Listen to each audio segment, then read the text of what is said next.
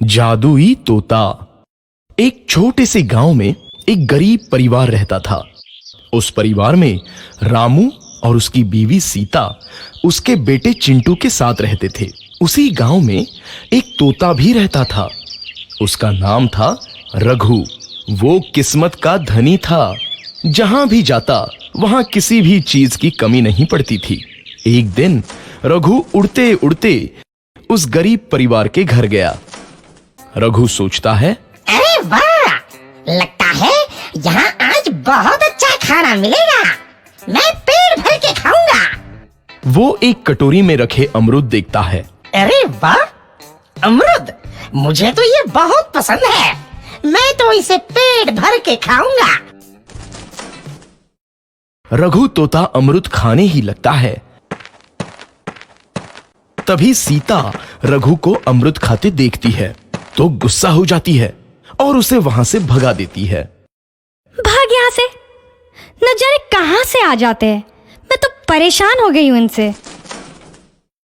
सीता के भगाने के बाद रघु चुपचाप से एक कोने में रहता है।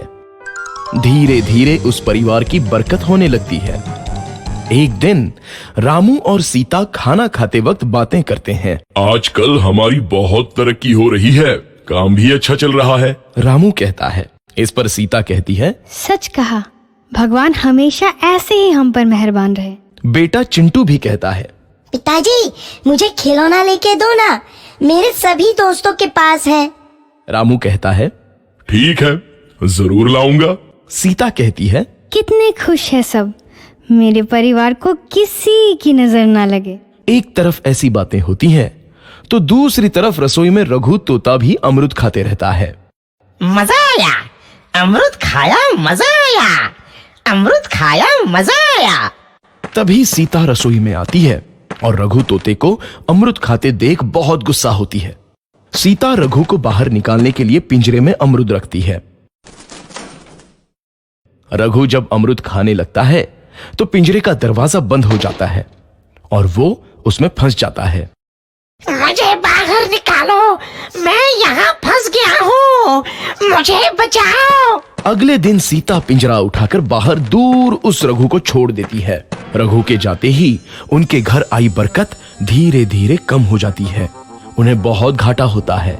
सीता कहती है, ये क्या हो रहा है, अचानक इतना कैसे बदल गया? अभी तक तो सब कुछ अच्छा चल रहा था। रामू कहता है, लगता है भगवान हम पर रूठ गए हैं। चिंटू भी कहता है, लगता है अब मुझे खिलौने भी नहीं मिलेंगे। और वो रोने लगता है और बाहर चला जाता है। कुछ दिन बाद रघु तोता फिर से उस घर में आता है। वापस आया, मैं वापस आया, अब मैं जमकर अमरूद खाऊंगा।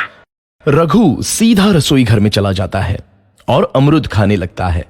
कुछ देर बाद सीता रसोई में आती है और रघु को देख कहती है, एक तो घर में पहले से इतनी दिक्कत चल रही है और ऊपर से ये तोता मुझे और परेशान कर रहा है।